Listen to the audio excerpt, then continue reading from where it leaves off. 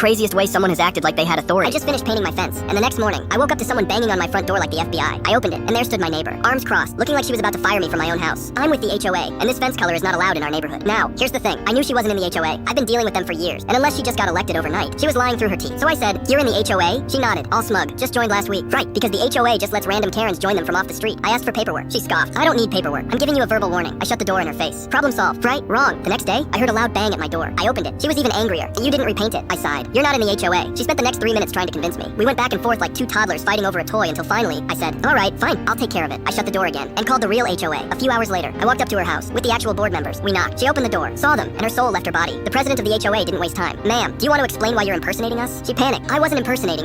Turns out, she just didn't like my fence color." She stood there, scrambling for excuses while they handed her a warning for harassment. And me? I repainted my fence a brighter, even more obnoxious color. The next morning, I sat on my porch with a coffee, admiring my masterpiece. She walked outside, saw it, and immediately went back inside. Haven't heard from her since.